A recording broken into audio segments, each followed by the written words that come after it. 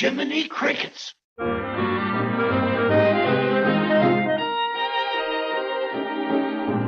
Jiminy Cricket is the name. I'm a happy-go-lucky fellow, always getting in wrong for singing my song. A merry old soul am I. Jiminy Cricket is the name. I'll be hanging around this evening. I'll be tipping my hat and telling you that Jiminy Cricket is the name. Crick, crick, crick, crick, crick, crick, crick, crick, boom.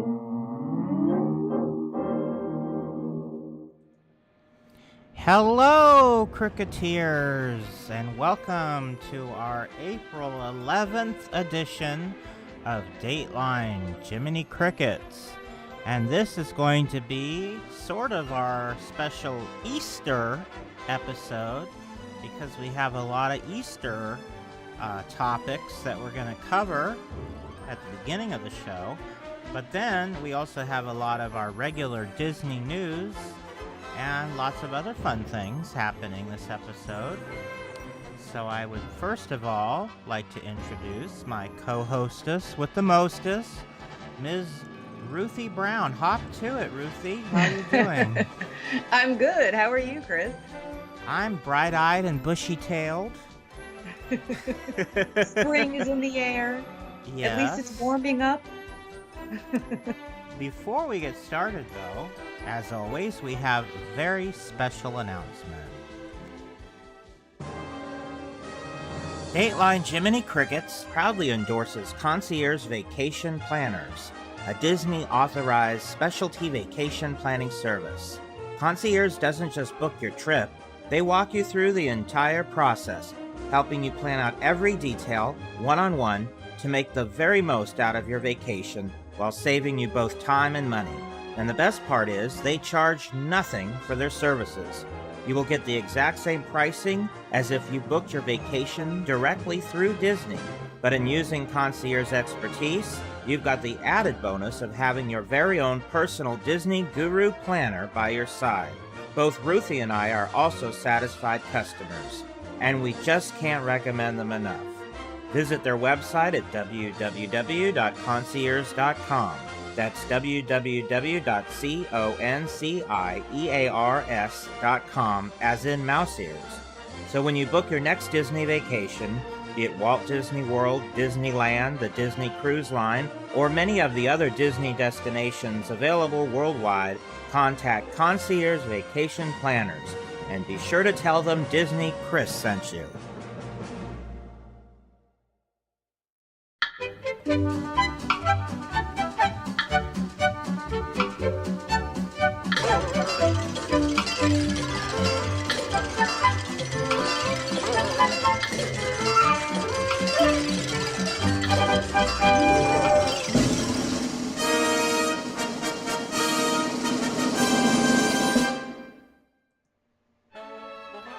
Well, this top 10, we decided to do something seasonal, and we're going to do something sort of Easter related. And when I think of Easter, one of the first things I think of is bunnies. How about you, Yes. Ruthie? Yes, the Easter Bunny. And there's a lot of Disney bunnies. So we thought it would be fun to do a top 10 list of the greatest Disney bunnies, or rabbits, or hares, or any related creatures in the Hoppin' Hossifeffer category. In fact, Yeah. we could have picked Amelius Brown as one of our bunnies, speaking of which, but we decided to stick with just animated bunnies. Otherwise, it got too complicated. Yeah. So, we sort of cheated with the first one because it's a whole gaggle of bunnies. What do you call a group of bunnies? You know, I don't know. like it's a gaggle of geese or a flock of sheep. I don't remember. If anybody knows, send us a message and let us know what you call a group of bunnies. But anyway, our first winner, our number 10, is all of the rabbits from the Disney Silly Symphony from 1934 called Funny Little Bunnies, which is really Disney's only completely Easter-themed cartoon they ever made. I mean, I can't think of any others. Can you, Ruthie? Yeah, no. So, the song you're actually listening to right now is the Toontown instrumental version of the song from the short originally from 1934 called Funny Little Bunnies, appropriately enough. Because if you're going to have a short called Funny Little Bunnies, it's good to have a song also called Funny Little Bunnies. Definitely. But this is just one of those early Silly Symphonies where they just... It reminds me a lot of Santa's Workshop. Mm-hmm. Because they just have all these cute little bunnies getting all the things ready for Easter. They sculpt the chocolate. In this picture, you see them sculpting the chocolate Easter bunnies. They actually have a model, a nude model. But then they show them like making the eggs, you know, dyeing the eggs and painting them different patterns and things. Yeah, like the paint, it's checkerboard colored paint, and they just paint it right on the egg as a checkerboard. It's kind of funny. Yeah. All different visual gags. Yeah, So, this is one of the shorts that I watched over and over as a kid, and I love it. I never get tired of it. Yeah, it's really adorable. Yeah. And it's just one of those classic early color silly symphonies. That's one of the best ones, I think. But yeah, I totally agree. We definitely had to include, as a whole group, the Funny Little Bunnies. So they're number 10. So Ruthie. Yes. Who's number 9? Number 9 is Max Hare. And he is from the animated shorts, you know, the Tortoise and the Hare, and I think there was like the Tortoise Returns. Is that the name of it, or? I think it was Toby Tortoise Returns, because the tortoise was Toby. Yeah. And in the sequel, it was a boxing match. Oh, okay. Yeah. And the first one was like a track race. Yeah, it was the original story of the race between the tortoise and the hare. And then I think he was in a couple cameos in some of those ones where they had like the Mickey's polo team. I think he was in the audience. He might have even been one of the people riding the horses. But like he was in a few cameos, but his real fame was in the comic books. He had a whole series of comic books. Huh. He was actually a very popular character in the 30s for Disney. One of the most popular. I mean, we're talking, this is before, you know, all the famous short subject. I mean, the famous feature length. It's before Snow White, Pinocchio, Dumbo. So the characters from the shorts were a lot more of a big thing in the 30s than they are now. Yeah. That's all there was for Disney at that time. So, Max Hare, definitely important because he was in a series of shorts and in a bunch of comic books. Right. So the next one is from another series of shorts and features and not necessarily comic books, but a television animation, and that would be Rabbit from the Winnie the Pooh series. And Rabbit's kind of a funny character because most of the characters in the Winnie the Pooh land, the 100-Acre Wood, are very just carefree and just kind of take life as it comes. But Rabbit's not like that. He worries. He's what do you call it? OCD. Yes. He definitely has multiple anxiety disorders. Yes. Yes. That are undiagnosed. And he's a worker. He's a lot more concerned about gathering his carrots for the winter than the other animals in the 100-Acre are. Right. Yep. And storing food for the winter and things like that, and he's not very friendly. Like he doesn't really want to share. He only saves enough for himself. Right.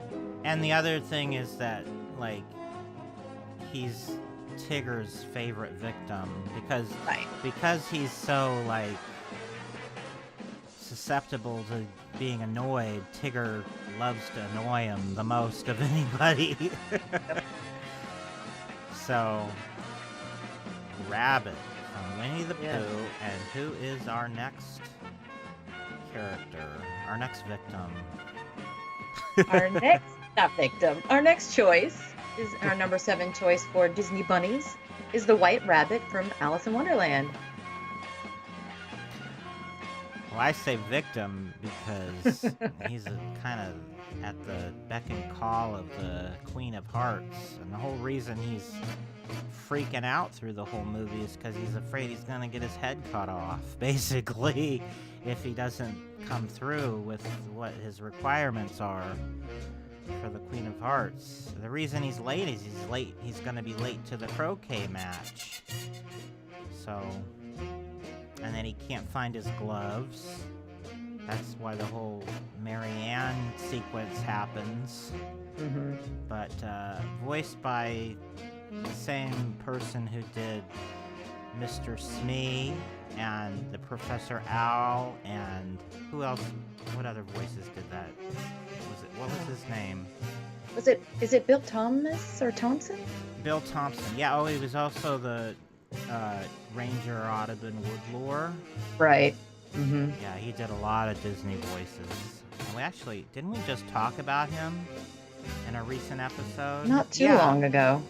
In Sleeping Beauty, because he Yeah. played the Mhm. father of Prince Philip, Right. King Hubert. Mm-hmm. So the next character comes from the same film. And so our number 6 is the March Hare, voiced by Jerry Colonna. And you'll recognize Jerry Colonna's voice. Good morning! He also did the narration for the Casey Jones short from 1950. And he also did the narration for the Casey of the Bat from the 1946 segment from Make Mine Music. So he had just a crazy voice. So, I mean, if they were going to do a crazy character, they had to have him. Yeah, that voice is perfect for that character. And him with Ed Wynn, it's like crazy on steroids. Do you know if they sat at a table and acted this whole scene out together? I've seen pictures oh my gosh. of it. Yeah, with Kathleen Beaumont, all 3 of them. And Wow. then, yeah, they actually did, and the animators used that for reference. Yeah, they that's acted why out I the whole figured they scene. probably did something like that. So Yeah. I don't think any of the actual footage exists of the film footage, but there's lots of photographs. Black and white That's too bad photographs. they don't have film. Yeah. Mm. So our next rabbit is a brother rabbit, Brer Rabbit. Did you know? Right. Fun fact: Brer means brother. I did know that. So, Brer Rabbit from Song of the South, and probably more people today remember him from Splash Mountain. Yep. But he was originally a character in Song of the South, kind of the lead animated character from that film. And just always getting into trouble with Brer Fox and Brer Bear. But he always gets himself out of it. But he uses his wits. Brain over brawn is sort of the moral lesson for most of these the stories involving him. Yeah. Now the next rabbit is who, Ruthie? It's Judy Hopps from Zootopia. Right. And I actually just watched Zootopia 2 days ago because Ruthie finally made me watch it. I was telling him what a great character Judy is. And so he had to see for himself. We had her a lot lower on the list originally because I didn't have any connection to her. I'd never seen the movie, and after seeing the movie, because Ruthie wanted her even higher than 4. I think you wanted her number 2, didn't you? It was 2 or 3. Because we sort of put this list together, so we had to like compromise, and Yes. because this is like a consensus between both of us. So originally I think I had her at 8, and because Ruthie was so enamored with her, I caved in and we moved it up to I think 6, and then I watched the movie, and then I decided we could move it up to 4. So, because I actually did really enjoy the movie, and I really liked her character. Yeah. I love her character. But the next 3 I couldn't put her ahead of, because I just feel like the next 3 are more classic Disney. So Yeah.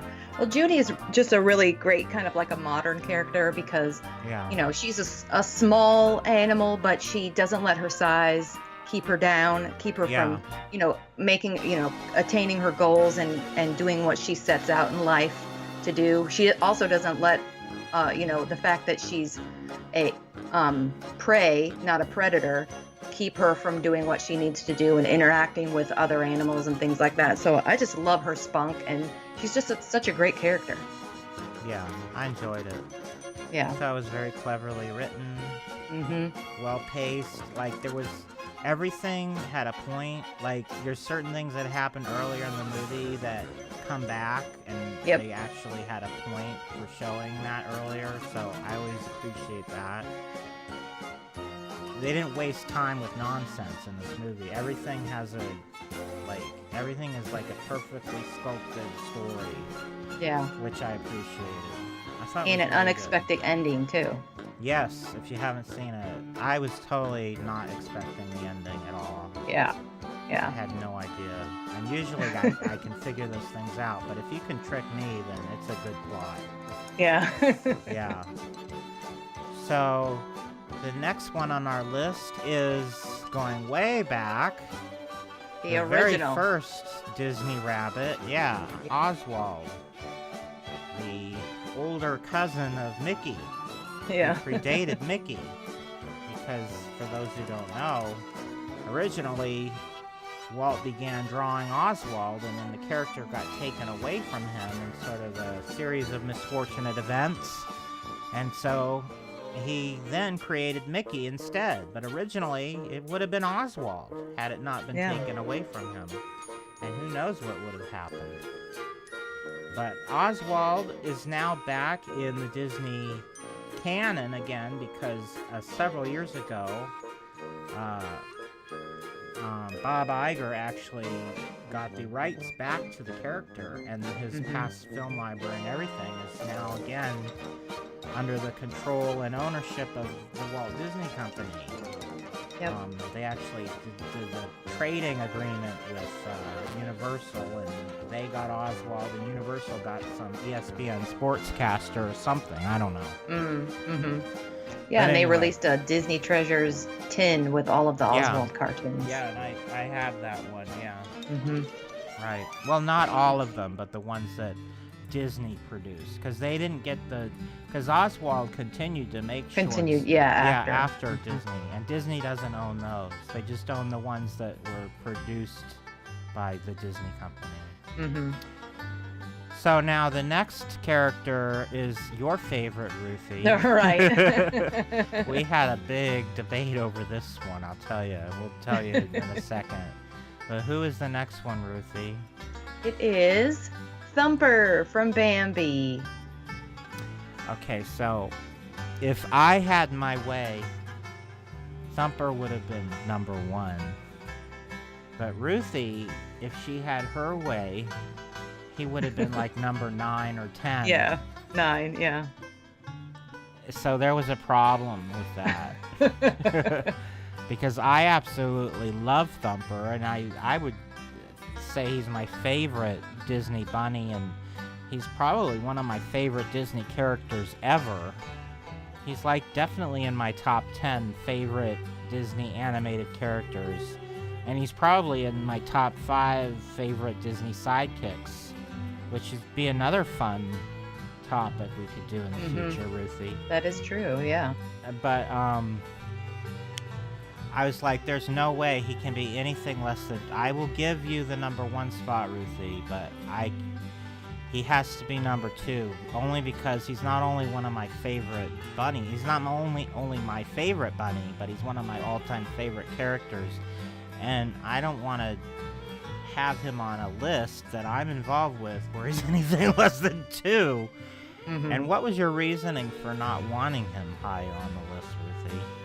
So I'm really not a big his fault. fan. Yeah. No, it's not his fault. It's definitely not his fault. But I'm not a big fan of Bambi, just because watching that film as a kid, it was a little bit traumatic, the things that happened with Bambi's mother dying or being killed, and then the forest fire.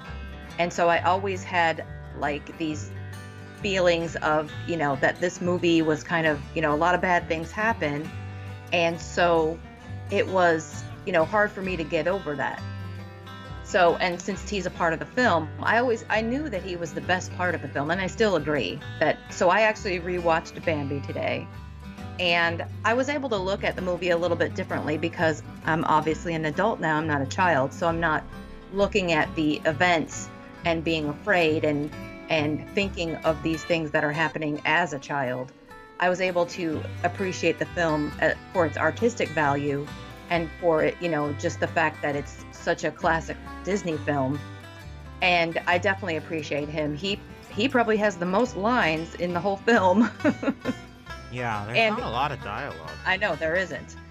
But he's such he's a really cute character, and that film would not be the same without him. So I definitely think he is very necessary, and he's a great character for that film. But Bambi is still not one of my favorite Disney animated films. So that was my reasoning. Well, I just think he's absolutely adorable. He I love is. his voice and his spunk. Yes. So, and He's cute. I think out of any Disney bunny, he would most likely be the Easter bunny. Yes, to me. he looks. Yeah, you're right. Yeah. So, and I don't have a problem with our number 1 choice. He would have been my number 2. So Okay. I was okay with us going with this rabbit. But who would that be, Ruthie? If you guys haven't guessed it yet, it is Roger Rabbit.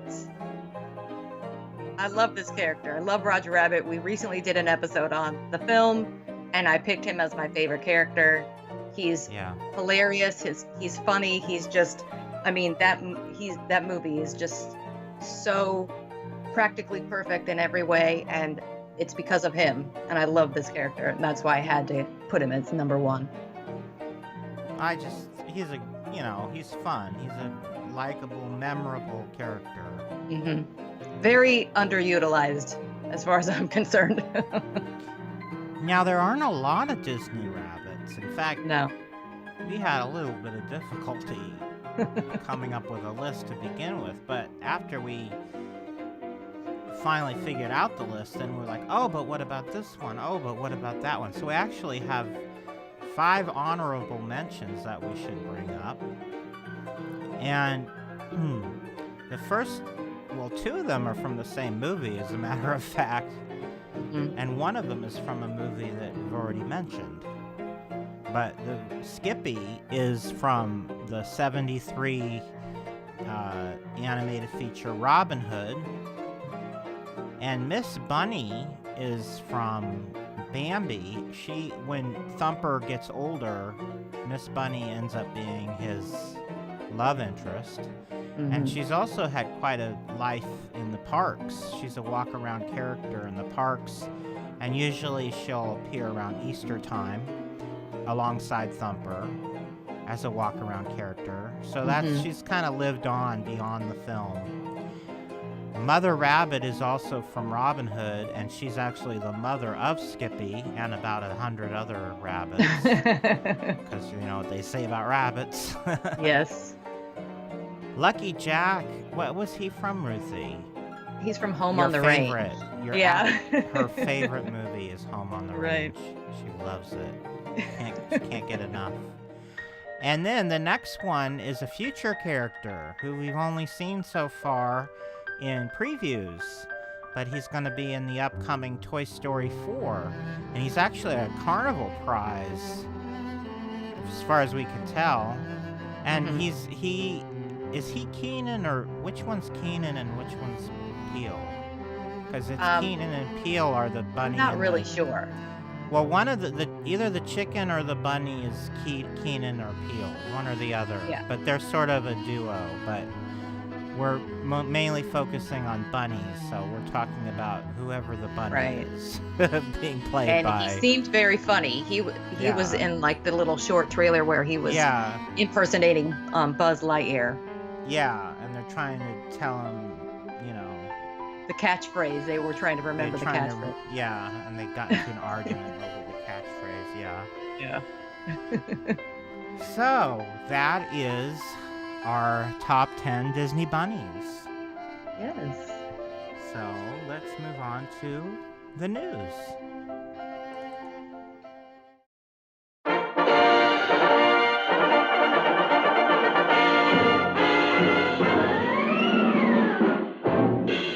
From the far corners of the earth, from across the 7 seas, the news of the day. For the leaders of tomorrow, the Mickey Mouse Newsreel, dedicated to you, the leaders of the 21st century.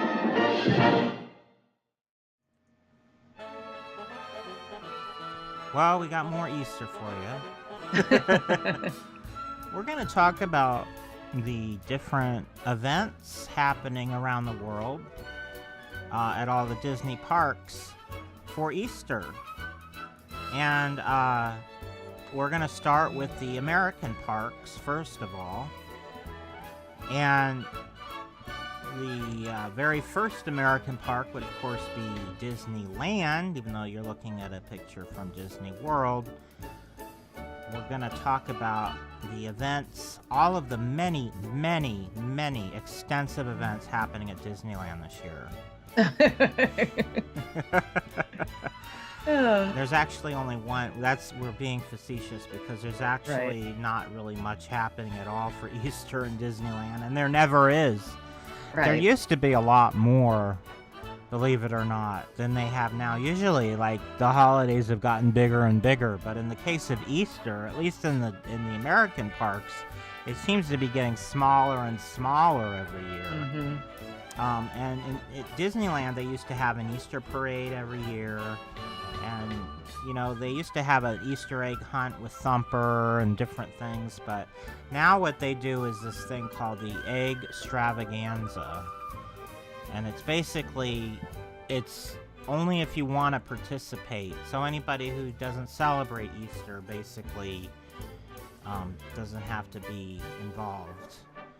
And I think that's one of the reasons, not to get too political or religious or anything, but I think that Ruthie and I believe that the reason Easter isn't as celebrated in the American parks is because it has a very strong religious connection.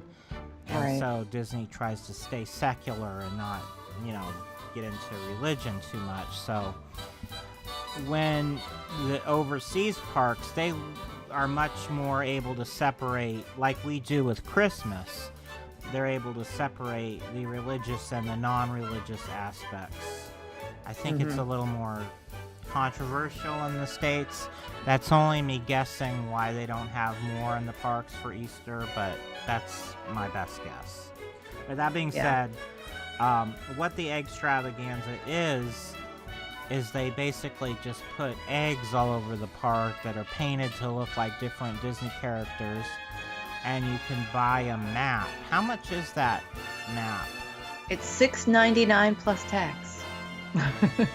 And you get a map, and then you get stickers. Stickers, and as you find each egg, you put your little sticker that matches on your map, and when your map is full, you bring it to a redemption place, and then they give you a prize, which is probably worth like 50 cents. So basically...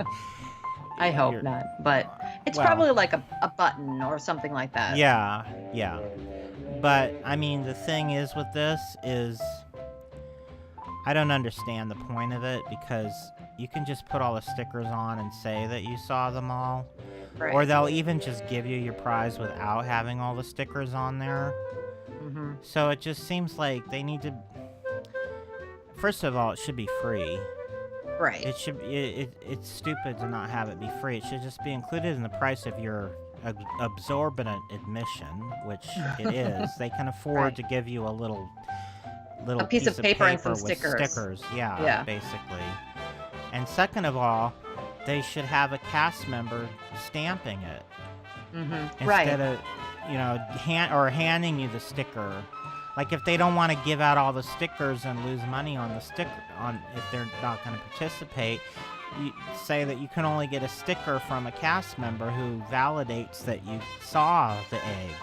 Right. I just don't like how it's very loosey-goosey, and it's not official or anything. I mean, the eggs are adorable, but... They are. But, I mean... It's not that much of a challenge, really, because the eggs are huge. Like, how are you not going to see them? And I don't know.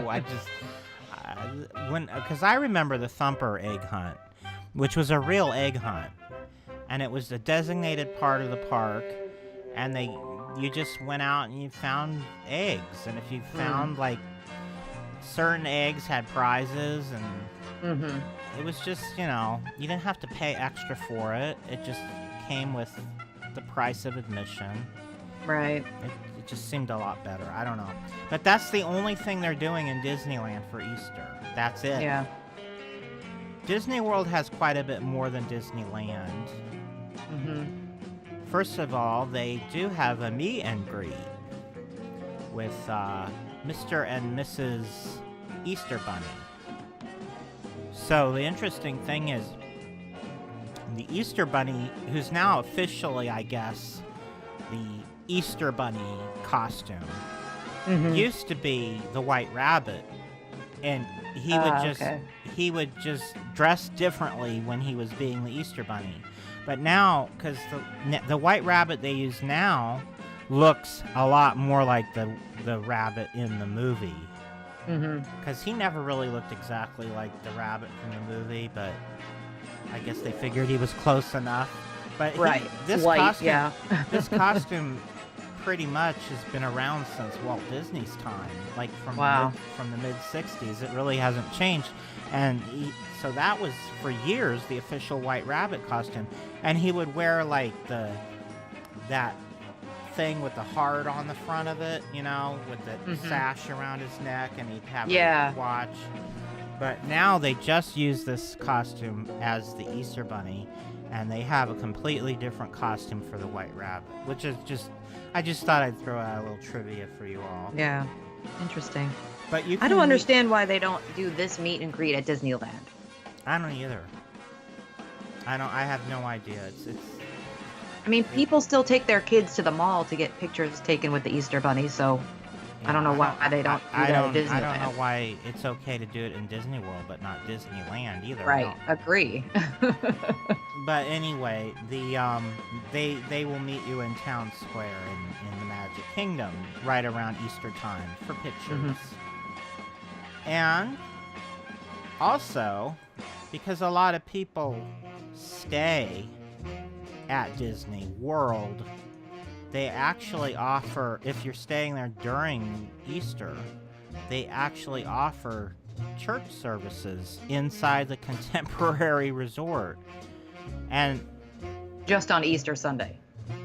Actually, no, Ruthie. They do offer them year-round. Yeah, including Easter. Yeah, so anybody who is on vacation and would like to attend church during their vacation can do so at the Contemporary I didn't realize. Resort. I thought it was just for Easter.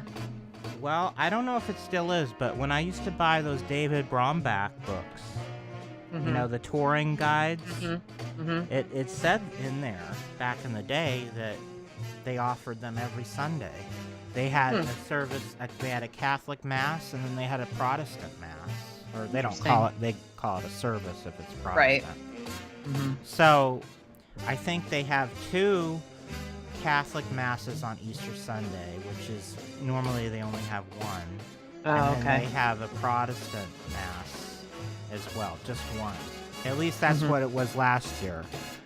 The schedule for this year hasn't been released yet, but I read an article that said what it was last year, and it'll probably be the same. But it's actually inside the Fantasia Ballroom.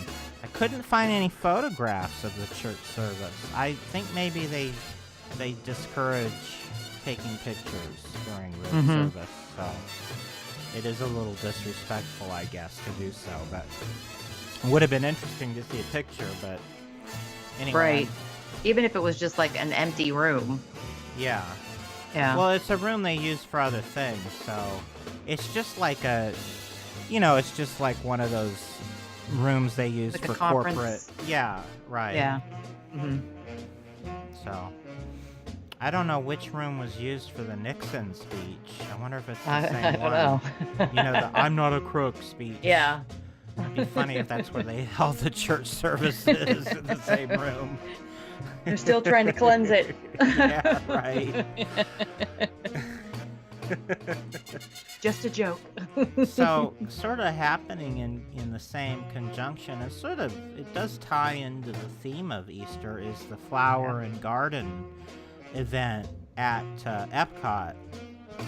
So, I mean, if you're celebrating Easter, this would definitely put you in the Easter spirit, the Easter mood, with all these topiaries and beautiful floral displays and everything. So, even though it's not specifically Easter, there are little hints that give you sort of that Easter feel. Yeah. Especially, I found this display with the characters from Bambi, which Ruthie hates. No, I don't. You've got I think those are cute. Flower, Thumper, and Bambi. And it looks like a scene right out of the movie, but it also, to me, looks very Eastery.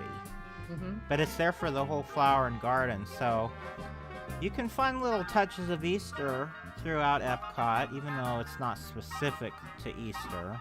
But it's like springtime, and things are in bloom. That goes along with Easter, so.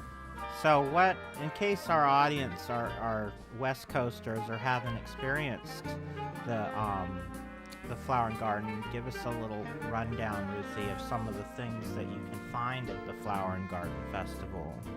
So they basically have these booths up pretty much year round. So for each of the 4 festivals they have at Epcot, but they have like these booths where they serve food. So they have different booths where they're serving. Yeah. Like for all like they're all around the countries. Right. But they have countries that aren't part of, like they have other countries. Like they have a Brazil booth or like an African booth, or countries that aren't included in the regular World Showcase countries. Right. So you get even more of a variety of different international goodies. What else do they have? They have tons of these topiary displays throughout the entire park, and I mean, this is just one of them that we have up here, but they are literally like the most amazing things I've ever seen. And I mean, they are works of art, and it's just awesome to look at these and to see. I mean, they have one that's like Beauty and the Beast with Belle and the Beast dancing, and it's and they're huge all real. and and they are so awesome. They're not like somebody just glued the flowers on. They're real live topiaries, So, I mean, that right there. Some of them can take like 10 years to grow or more. Yeah. So, I mean, that's amazing to see all of those. They also have like other garden spaces. So they do plant, other spaces up a little bit more around it. Do some landscaping and stuff to kind of, make areas more colorful and things like that. I think they have a whole butterfly garden. Yeah, I think they do too. They have like inspirational exhibits, like how to garden, and like tours or like around the different areas and things like that. They also have an outdoor concert series that has like different bands that come, kind of like C-list bands that come and play at Epcot.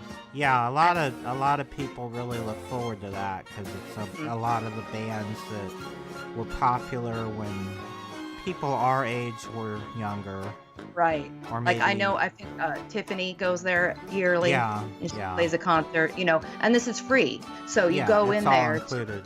yeah, and your price of admission, it's so you can go in there and in the night you can just wait for the concert and get to see somebody, maybe that you never thought you would see in concert, but they're there. So that's kind of cool.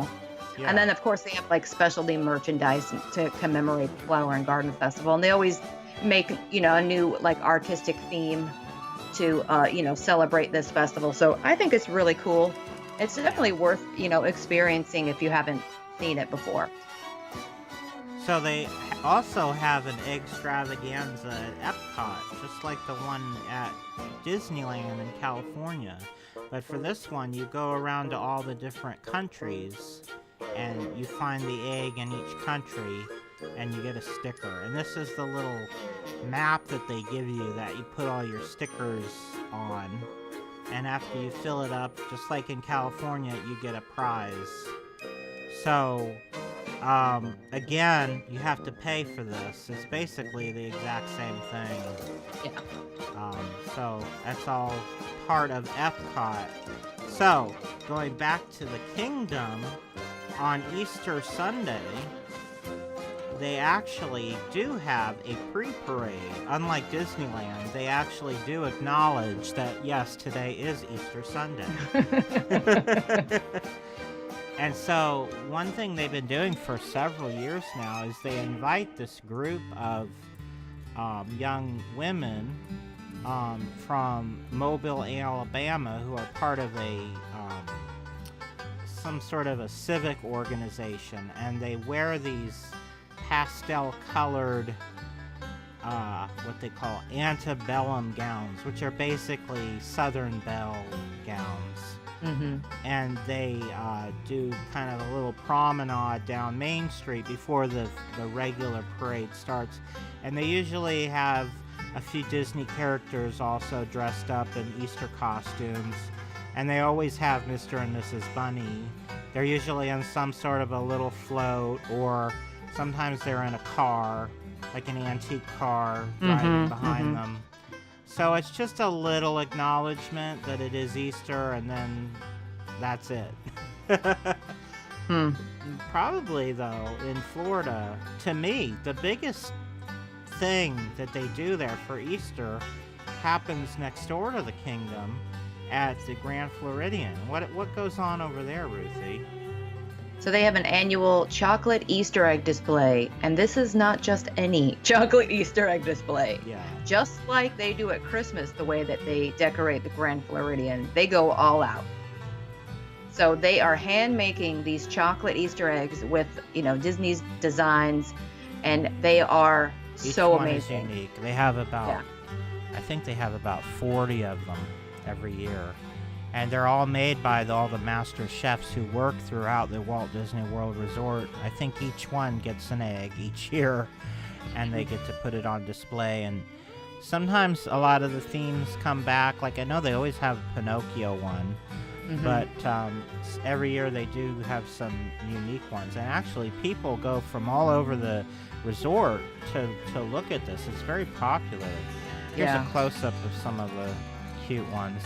This one's Lady and the Tramp, and if you look closely, the egg is actually seated on a bed of spaghetti. It's so cute. Aww. And then the behind it, the Aristocats, they're on top of like what looks like a piano keyboard. And it's all just really cute, decorated with bunnies all around and everything. It's very Eastery. Probably the most Eastery thing in Disney World, I would say. Oh yeah, definitely. Here's one from this year that I really thought was cute. They have a whole little Munchkin village, and they've got the yellow brick road. And if you go up that little path on the left, that'll lead you up to a giant egg that is all colored in shiny green emerald. And it's the Emerald Egg, I guess. The Emerald City Egg. Yeah. And here's a few more really cute ones. And the thing is... that mini one is so cute. Yeah, the thing is, Ruthie and I were like, we could show every picture. Like, you want to go to WDW... What was the article we used for this, Ruthie? Okay, it was Photos 2019 Easter egg display at Disney's Grand Californian Resort and Spa by Henry Taylor for WDW News Today, and it's April 1st, 2019. Find this article. Find that article, because these are just 4 of about, I'd say there's about 50 pictures on that. Oh my gosh, they are amazing. And they even have ones from the years before. You can, there's links to like last year's and the year, because they've been doing this for about at least 5 years, or maybe even longer. So you can go check that out. Now, they also have a lot of gift items available throughout the whole resort. If you know where to look, it's not as widespread as you would think, but certain places are designated, and you can buy pre-made Easter baskets if you're going to be staying there during Easter and you want to give your child, you know, the Easter bunny treatment. You can buy all your stuff there. They've got all the goods, pre-made baskets, and I think they've got stuff so you can make your own baskets as well. And there's also lots of goodies throughout the parks that are Easter themed. So if you know where to look and you know where to find it, you can celebrate Easter in the States. Probably easier in Florida, right, than in California. And the thing about California is you can just like go somewhere else and do your Easter stuff. Here, when you're there, you're sort of stuck there. Right. It's so big. But if you really want to celebrate Easter, you got to go to Japan. Yes, the other side of the world. Yeah, because the Japanese parks go insane during Easter. It's like they don't have any cultural connection to Easter. It's like a more recent thing that they've sort of discovered, and it's like become like huge. I think it's all because of their cute culture that they're into. And the pastel colors, the bunnies, the little chickens, and it just has this appeal to the Japanese. Yeah. And so both parks in Japan have big celebrations that last for 2 months. Yeah. From April through June, believe it or not. Right. Now, last year, they didn't have it because they were doing their 35th anniversary thing. But normally they have a big to-do. And originally it was just the Magic Kingdom, and in the past few years it's even expanded to also include Disney Sea.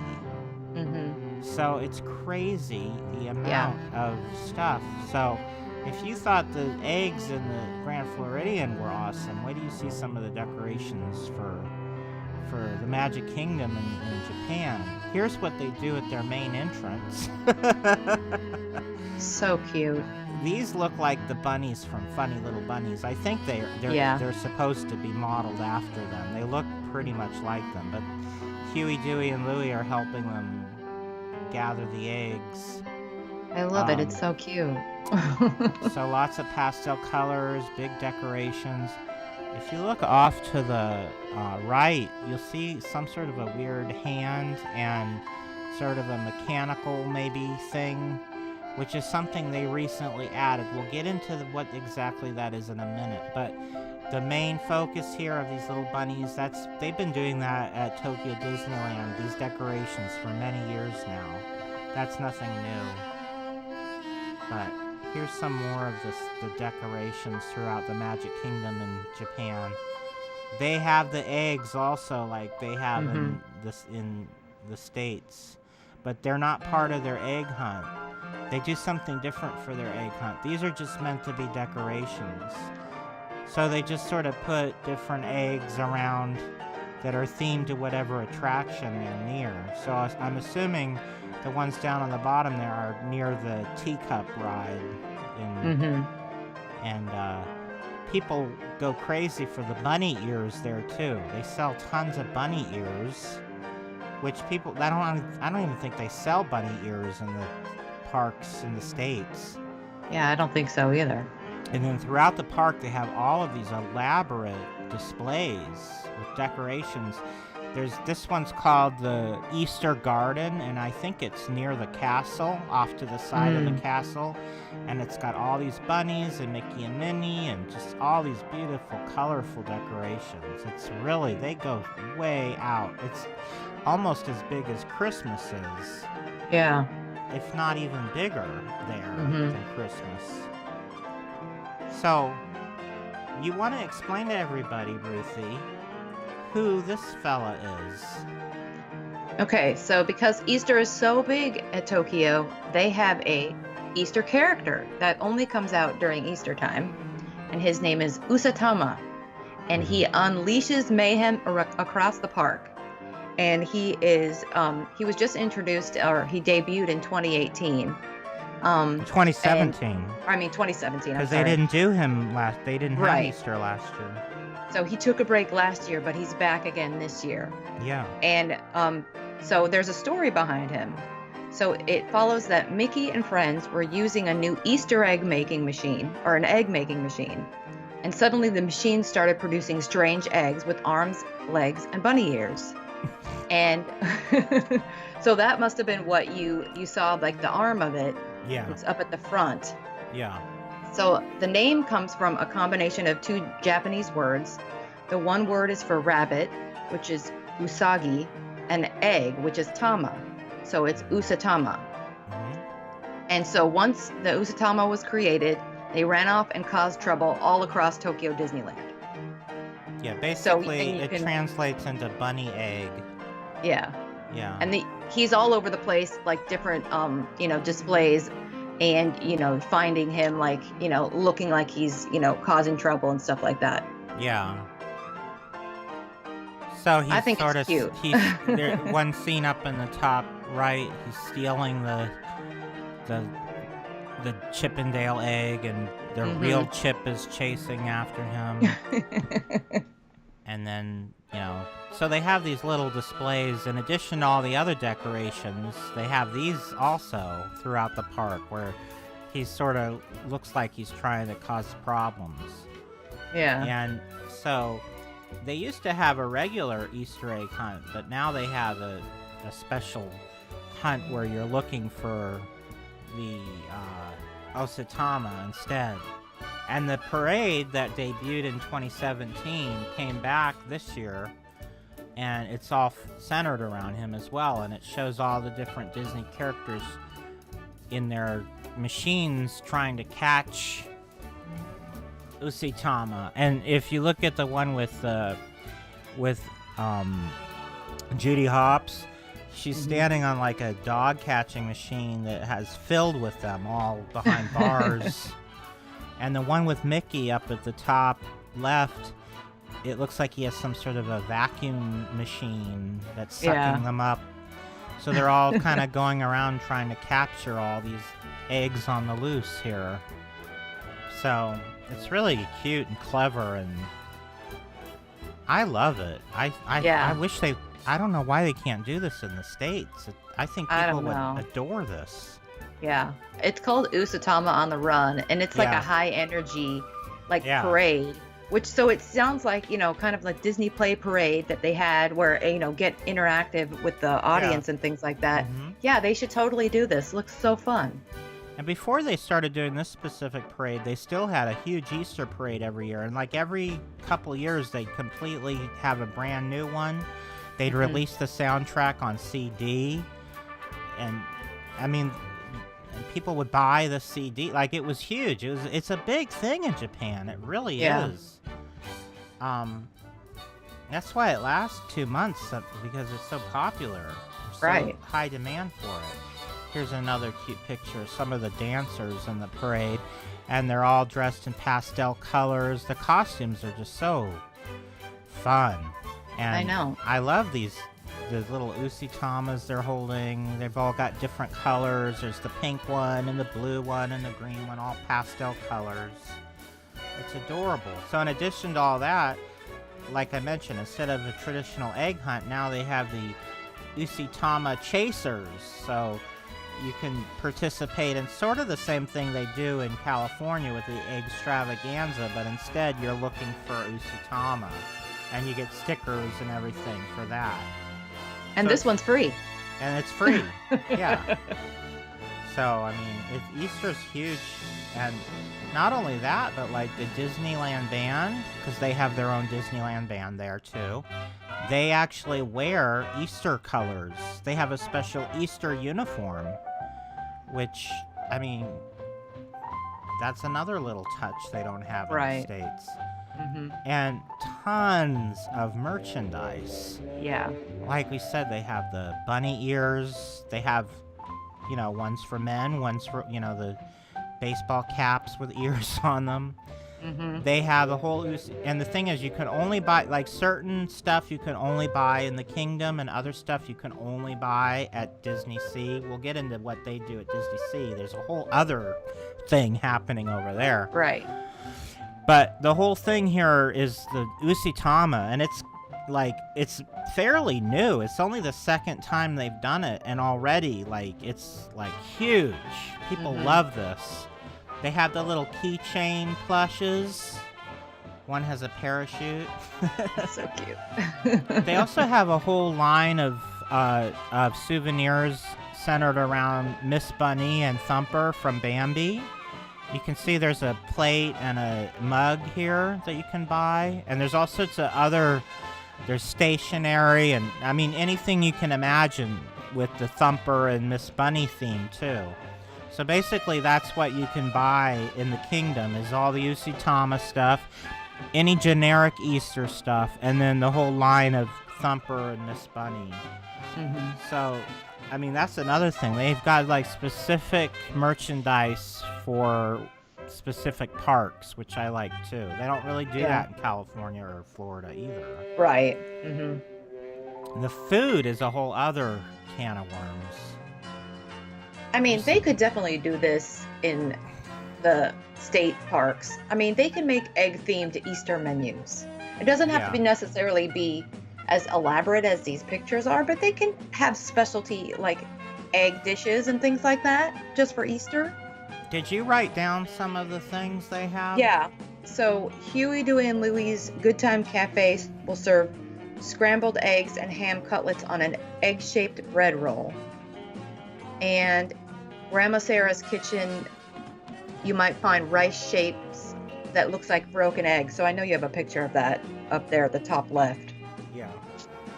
So that's like rice shaped to look like an eggshell broken. Yeah, right. I think it's that first one. Yeah. On the left. It's kind of a brown color. And so it must be brown rice, and then it looks like it's cracked and there's something in between it. And then they've got these cone things that are egg treats with a green tortilla chip in them for some reason. And then they've got all sorts of Easter-themed desserts. And they've even got Easter-themed beverages. I mean, it's crazy.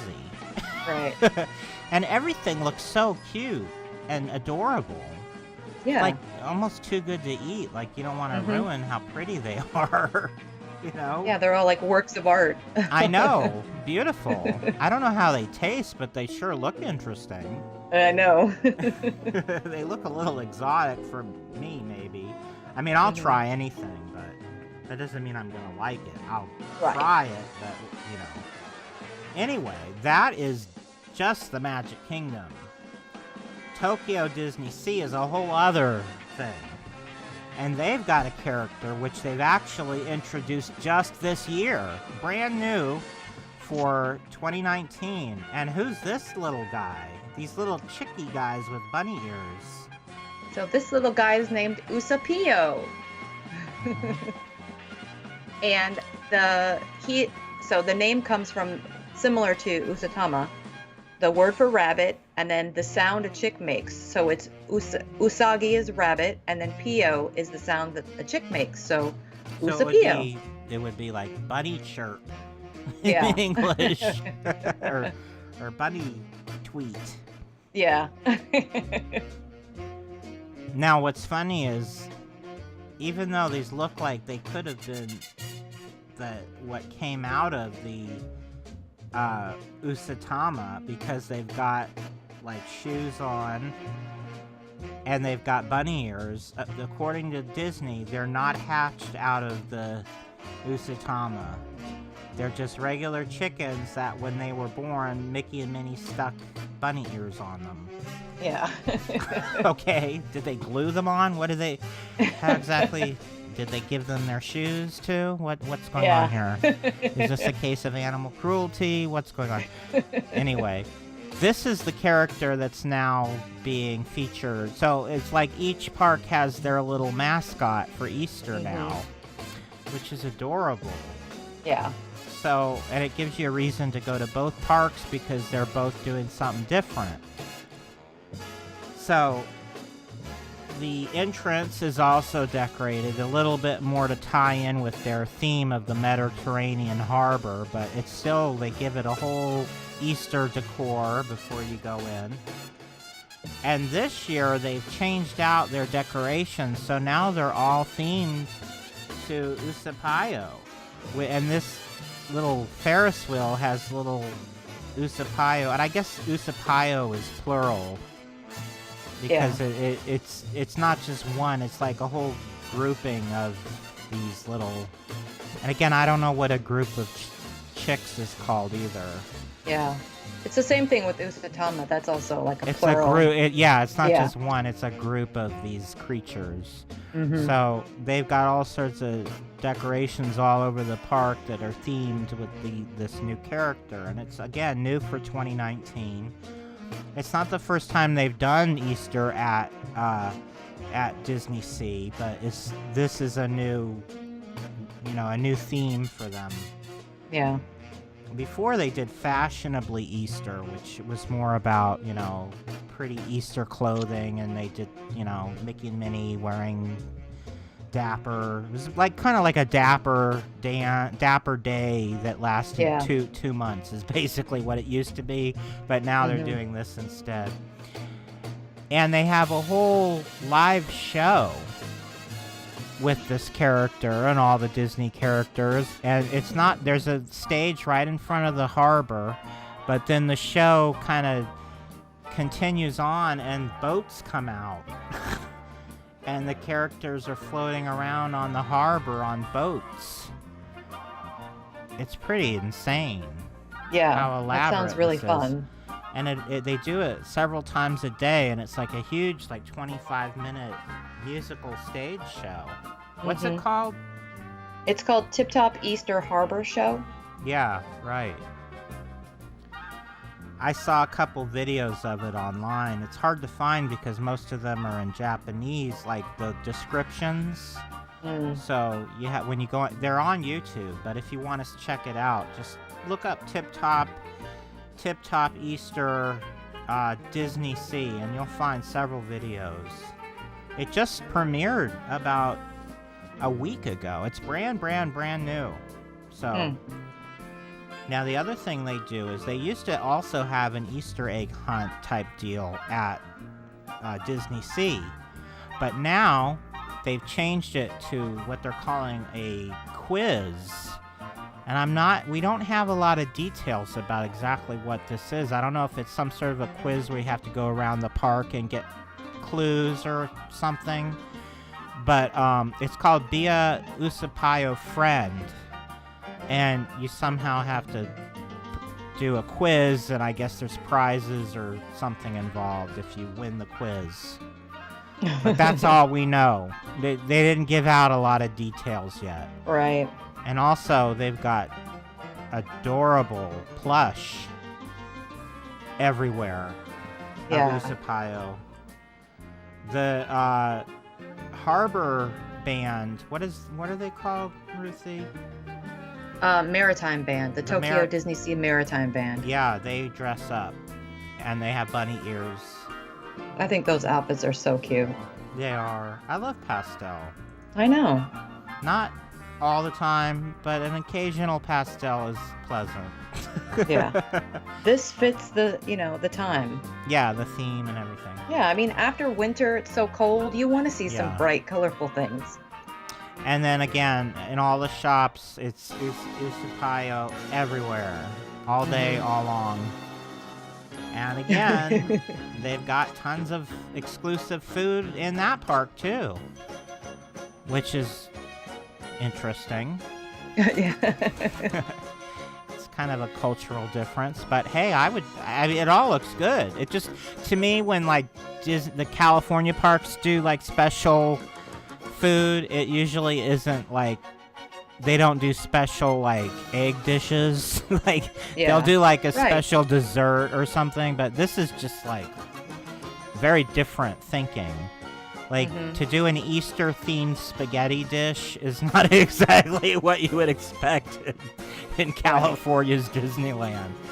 But they also have here all sorts of wacky, flavorful, unique beverages. Which, I get tired of soda all the time. I want to try something different, So I would be all about these drinks. And all these really unique-looking little desserts. And the thing I like about the desserts, they're tiny, and they're just enough to give you a little taste of sweetness, where it's not like, oh, I feel like I'm going to throw up now. When you're like in Florida, like, everything is so huge and big, and when you eat, all the snacks and everything, it's like, it's too much. Especially when you're in the hot sun. And so that is what they do in Japan for Easter. And, again, I just feel like this is a lost opportunity for the American parks. I don't understand why they don't. I mean, maybe they'll try out some more things. Because, I mean, they didn't used to have Halloween at all in the parks either. That's true, right. And they've definitely stepped that up. Yeah, so, I mean, maybe they'll start seeing how successful it is in Tokyo. I mean, maybe at some point it'll, little by little, trickle down over to the stateside parks. But I'm just jealous of Tokyo. Everything they do is so big and over the top. It's just, I wish the American parks were like this. What do you think? I totally agree. I think it's so fun. I don't think it takes away from any sort of, religious celebration that somebody wants to have for Easter. I think I think it's just pretty generic. Yeah. Very fun and colorful and, and cute. Yeah, I don't see why. I don't understand why people are okay with Christmas and they're okay with separating the secular from the non-secular for Christmas, but they can't do that for Easter. I've never... when I was younger, it was a little better. Right. I mean, when I was a kid, it just seemed to be more okay, but I don't know. I mean, I'd be willing to celebrate holidays of other religions than mine if they were fun. I mean, I don't look at it as like we're excluding anybody. I mean, anybody's allowed to participate. It doesn't have to be about the religious side of it. It can be for those who believe in that, and it doesn't have to be for those who don't believe in it. So. Exactly. And the California parks, they celebrate like Chinese New Year and things like that. Right. So why can't they do something like this? I think it would be really cute. Yeah, they don't have to necessarily have it up for 2 months like the Japan parks, but I mean, they could do it for a good month or so. Yeah. At least put some decorations around Main Street or something. Yeah. Yeah. Well, let's move on to our next news item.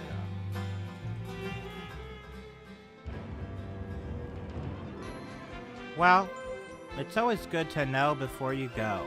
Unfortunately, a lot of people just show up, so there's going to be some problems coming up in the next couple weeks when people show up with their cigarettes and strollers that are too big and their ice packs. They're giant blocks of ice. Yeah. So Disney just unleashed a series of new rules, which are all part of this whole project. What is it? Stardust? Well, it's Project Stardust at Disneyland, not at Walt Disney World. Well, I think they're doing it at both just so that they're being consistent. And people don't come in and say, well, you let them do it at Disney World, you know. Right. So there's 3 sort of controversial new rules that have been made public by Disney, and they're trying to make it, they're trying to publicize this, but I say only about 20% of people are going to know about this before they show up. Mm-hmm. And one big one is this new stroller policy. So they have a size constraint for how big of a stroller you are allowed to bring into the park.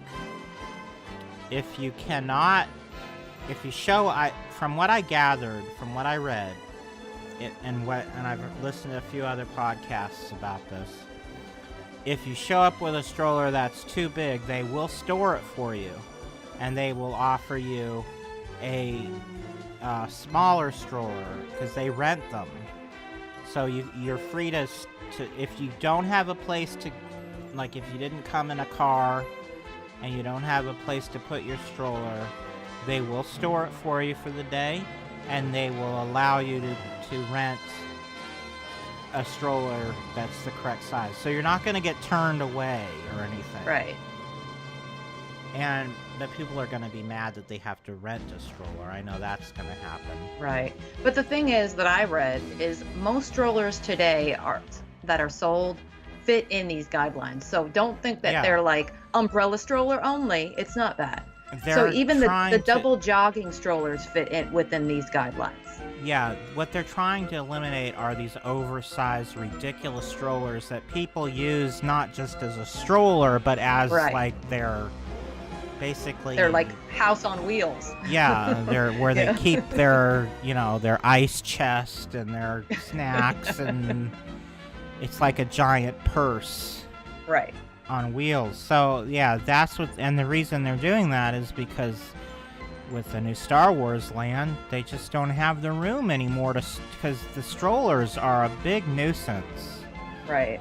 And it didn't used to. I don't ever remember it being such a problem in the 80s or even the 90s. It's more more recent thing because now they sell these humongo, oversized strollers that are ridiculous. And another thing is they have these wagon strollers.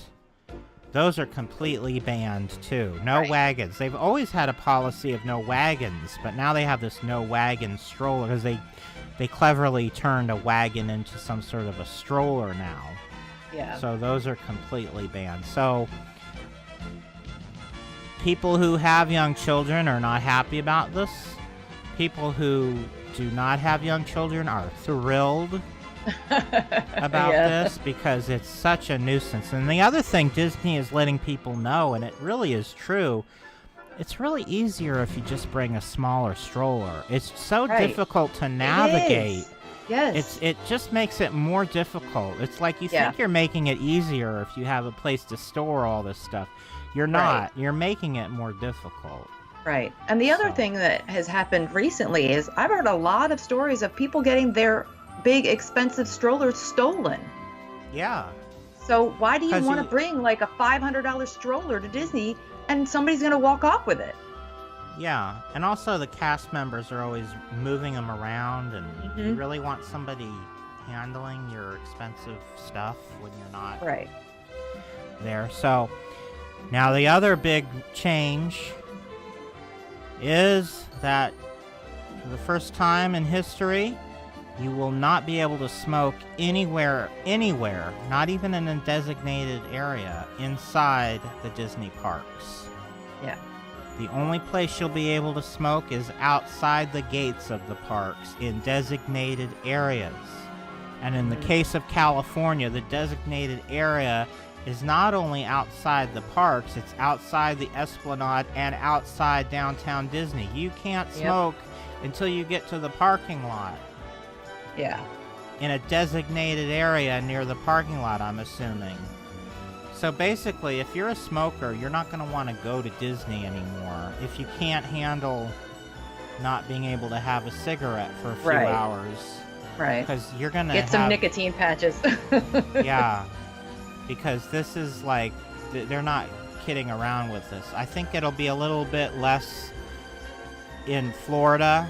You won't be able to smoke in the parks, but I think you'll be able to like smoke near the entrances to the parks just because of how it's spread, it's spread out so much more. But in California... Also, they have a lot more people, like international people coming to Walt Disney World that smoke. Right. So they're going to be a slightly more accommodating there. But in California, like smoking is banned pretty much everywhere already. Well, the thing is, people are going to show up on May 1st who had no idea. And when they find out after they've bought their ticket, see, they're not even going to, hopefully they'll put signs up everywhere before people, but if people go into the park without having been told in advance, there's going to be some mad, angry people. I think in Disneyland, there's only one smoking area left. Yeah. Near Big Thunder. By like the old Big Thunder Trail. Yeah, that's the only place. And there used to be... Which makes sense they're getting rid of it, because that's literally right outside the entrance to where Galaxy's Edge is being built. There used to be 3. There used to be one near where the motorboat cruise used to be. Mm-hmm. And then there was one near where the keelboat landing used to be. Like a little dock area right next to the Columbia, the harbor house. Mm-hmm. But then they got rid of those 2, and now there's only the one left. Now, one of the reasons why people think they're doing this is because of the fact that marijuana is now legal in California, and they don't want any of that happening in the park. Right. You know. Well, it's a family-friendly park, so you got to keep it family-friendly. I mean, it's the same as not wanting alcohol in the park. If you can't... You know, these are things that alter your the way you behave. So, I mean, even if you don't have a problem with marijuana or alcohol, you maybe not want to do it around children. Right. So, anyway, I grew up around a heavy smoker, and my mother, her whole life, she has struggled to quit smoking. She has quit several times, gone back to it. It's been a lifelong struggle for her, and I had to grow up around that smell, and it didn't bother me so much when I was a kid, when I was really used to it, but after getting away from it, and whenever I smell that, I hate it. I hate the smell of it.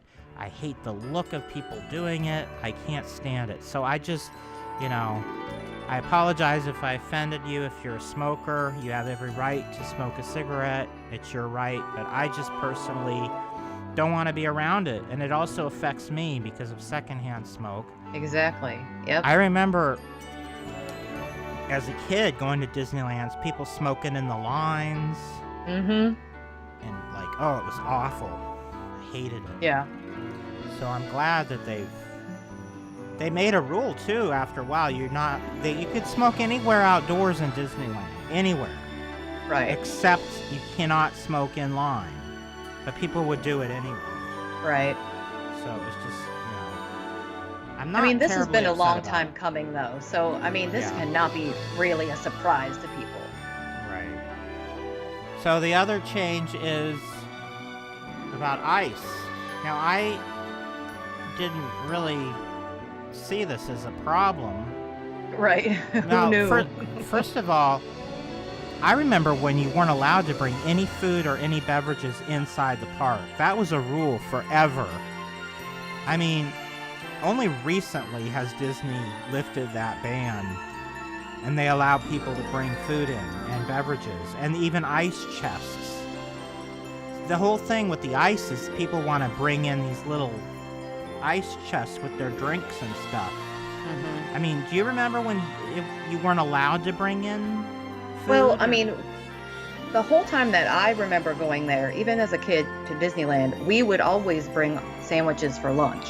And we would get a locker. We would have them in a backpack in a locker, and we would eat our lunch, in Town Square, sitting on a bench, and then we would Well, you were buy breaking the dinner rules. there. You were breaking the rules. They just didn't check bags back then. Yeah, That's but the thing. they didn't. But technically, what they told you to do was they had lockers outside Right. the park, and they had a picnic area, and you were allowed to eat there with any food you brought. Right. But you weren't supposed to bring your food in.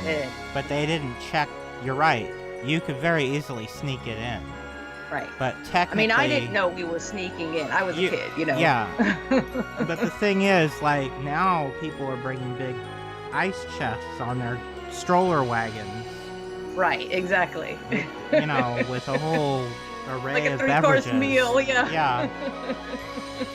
So now they're telling people you have to use those, like those things that can be refrozen, like those reusable... The ice packs that you The put in ice your kids' packs. lunch. Yeah. You can't bring loose ice or...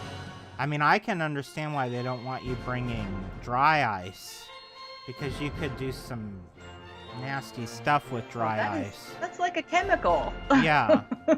I never knew anybody tried to bring dry ice into Disney Well, there was parks. some incident a couple years ago, but it was an employee who did it. But they stuck some dry ice in a garbage can in Toontown, and there was a minor explosion. Oh my goodness. And they had to clear out the park because they didn't know what had happened. So as a precaution, and it turned out to just be some disgruntled employee who threw a bunch of dry ice in a trash can and did something to it to make it so that it would explode. Huh. Because I guess they were quitting or something. I don't know exactly what happened, but that kind of thing makes me understand why they would want to ban dry ice. But loose ice is just frozen water. That's not going to hurt anybody. What can you do with that? Right. And you can get cups of ice if you go to quick service locations and ask for it. They will give it to you. So you just can't bring it in from outside of the park. You can't go to the ice machine at the 7-Eleven and bring a pack of ice with you. A 5-pound bag of ice, yeah. Or like Goofy here, you can't have the ice man bring a big block of ice with you. Yeah. Well, we have one more story, so let's get to it. We're here for Disney After Hours. Yeah, there's no lines at all. Nice. Well, we got here and it was like a 5-minute wait. We got to walk through the rooms and we got to notice things that we've never noticed before in them. It was just really awesome. A bit amazed about how empty it is. I never see it like this. Never. We just did Everest 3 times. Yeah, we could do it a lot more. Amazing. Probably do it 3 more times, honestly. Rode 15, 20 rides tonight already in 2 hours, and we still have an hour left. It's a party, we're dancing, and there's free popcorn, Free drinks. and ice cream. At some points, it's almost like we're the only people here enjoying the whole park to ourselves. It's Disney's best kept secret. 100% worth it. Disney After Hours is fantastic. It might even be the best way to experience Disney.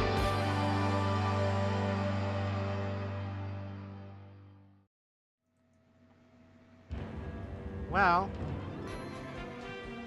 make sure you get plenty of rest. Because it's going to be a late night. Yeah.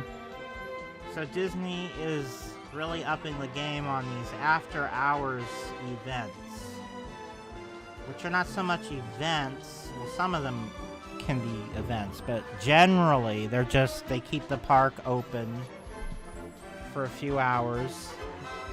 They usher out all the riffraff, and then they let the all lowly the daytime guests. Yeah. And they let all the people who have money to burn into the park on a limited basis so that they can go on the rides without waiting in line, basically. Some of these do offer special entertainment. We'll get into that. But for the most part, that's all this is. You're paying a premium price to see the park just for a few hours, a lot less. You're paying more than you would pay for a regular ticket. and you're getting the opportunity to go on a limited number of attractions because they don't keep all of the attractions open. I think in the Magic Kingdom they keep 20 attractions open, and generally they're the e-ticket. The main ones, yeah. Yeah. And then one thing they do offer is free beverages, free popcorn, and ice cream. Like the Mickey bars and stuff like that. So, which actually costs them nothing to give out because they have sponsorships with Coca-Cola, who basically gives them all of their Coke for no charge, and Disney makes 100% profit on their soda. Not because only it says Coca-Cola all over the park. Right, so they don't pay Coke for their product. Coke supplies Disney with all of their beverages free, and then Disney charges exorbitant prices for them. They upcharge, and they make 100% profit on this. Disney makes more money on soda than just about anything else they sell, believe it or not. Because they're not paying for it. Right. Yeah. So, and even a bottle of soda is like twice the price in Disney Park than you would buy it at a convenience store. Right, but in a convenience store, a good portion of the money goes to the manufacturer, Coca-Cola. Right. In Disneyland, it doesn't. They keep it all, and they charge twice as much. So I've always had, if Disney gives away a free soda, I'm not impressed. Right. In fact, as cast members, we were encouraged, if somebody was upset or something, to offer them a soda. Oh. Because it didn't cost the company anything, and if you did something nice like that, it might, calm down a situation that might otherwise get heated. So we were encouraged to do things like that. Mm-hmm. So anyway, that being said, they've increased the number of these after-hour events. They're doing them all throughout May. Well, we've got the dates here actually. And how exactly does it work? You show up at 7 o'clock. So the park is still open. You can go into the park beginning at 7. Mm-hmm. And I'm not really sure what time does the park actually close? Is it 11 or 12? Well, it depends on the time of year. In the off season, the park will usually close around 9. Right. And if you go during the busier times, it'll stay open until 11 or 12, depending on, when I went, it was during President's Day weekend, so the parks were open till midnight, but that was just because it was one of the busiest times of the year.